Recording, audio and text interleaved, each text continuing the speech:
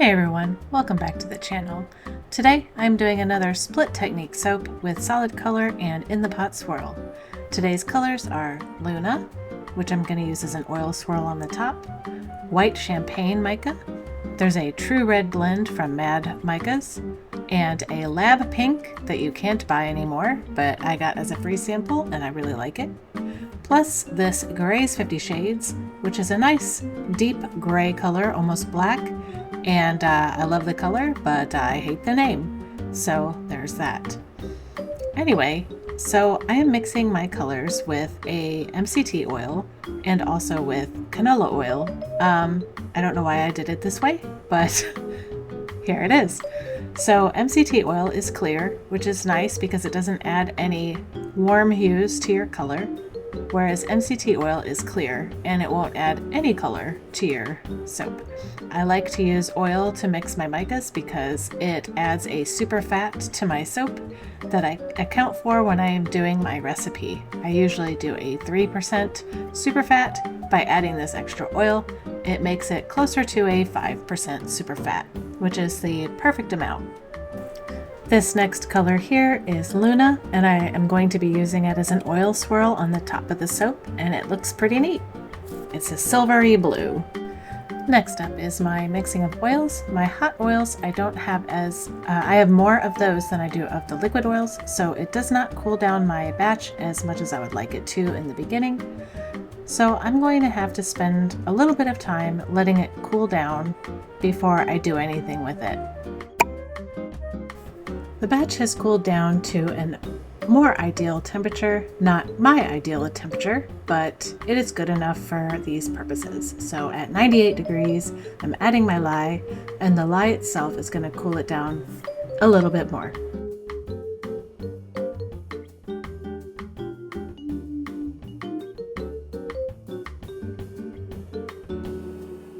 I'm going to be mixing my colors in a 50-50-ish ratio because my majority color is going to be the black and I want half of the batch to be that.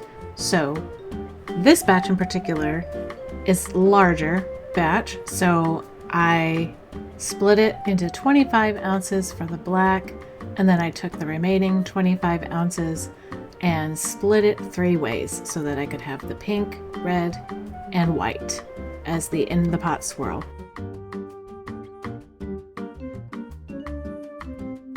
I realized just now that I did mostly pink for this, so I used the pink pouring pitcher to do my in the pot swirl.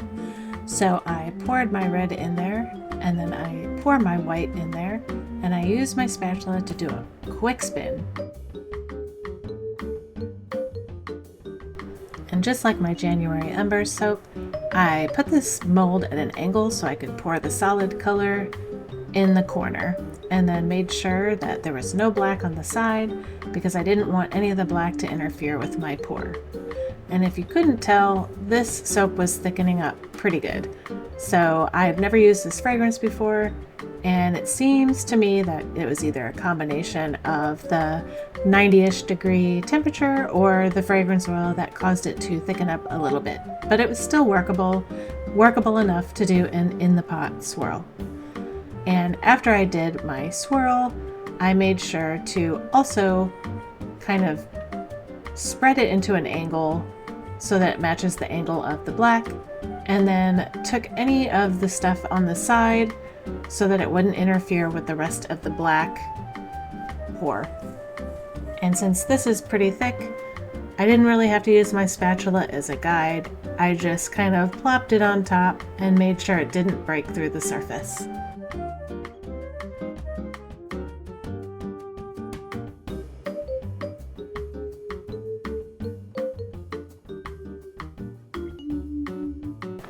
I'm just trying to get every last bit out to help with dishes later on. And I don't know if there was enough batter for the mold, but there was. Just cleaning up here. And then this is where I take my, I'm stabilizing my mold with this box in the miter box so that it doesn't bow outward because this mold is known to do that. but I am taking my Luna and I am just splattering it on the surface, all nice and artsy like. I debated for a minute to swirling the top, but then I decided not to because I liked the splattery look, so I added some more. And cleanup is important because with these mica oil swirls, they tend to get everywhere. Since this is my bigger loaf, I have my makeshift oven. I can't use my crock pot, so that is why I am covering this, and I covered it as much as I could to prevent it from smearing. And here's the next day. It's nice and solid, and it came out relatively easily. Not as easily as it normally does, but that doesn't mean it wasn't because the soap wasn't hard. It's just that this particular mold is pretty tall and it takes a lot of pushing to get it out, and I don't want to bend it or I don't want to put divots in the soap, so I take my time with it. But because this has black in it, it tends to smudge and smear everywhere, so you'll see me cleaning up quite a bit during this process. And also, just like the January embers, there is no special way to cut this, just because your design is meant to be vertical anyway on this, well, at least on this particular batch. And so I can just cut it the normal way with the 1-inch fingers, no cross cut, nothing like that. So it makes it really easy. And this batch is longer than my miter box, so I have to do it a little bit at a time so that it fits inside the miter box. It doesn't really matter, but it is what it is. So since the soap is still a little soft, because I'm using a very heavy color is in that gray, when you cut it, especially when you cut it downward and you have a darker color at the top, it will pull some of that soap down into your color. So it is important to kind of swipe it away as soon as you see it.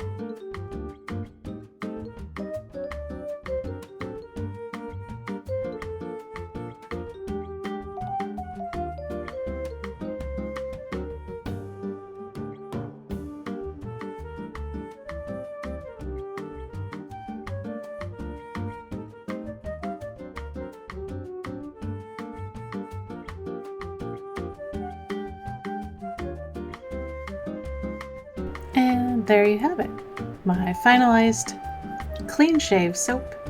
I have Graze 50 at 50%, the other three were at about 16.6%, and the fragrance is Barbershop. Barbershop is a rustic essentials fragrance from Wholesale Supplies Plus. I've never used it before. It's a musky, manly fragrance, and it smells pretty good, if I'm going to be honest. But I really do like this design. I do like the split technique, and in the Barbershop case, I don't know, maybe the red is more of a Valentine's color, or maybe it's just kind of the color it is when you cut yourself shaving. But that's it for today. Leave me a comment if you enjoyed this video, or if you have any suggestions or any requests. Just let me know, and I will see you in the next one. Thanks for watching. Bye.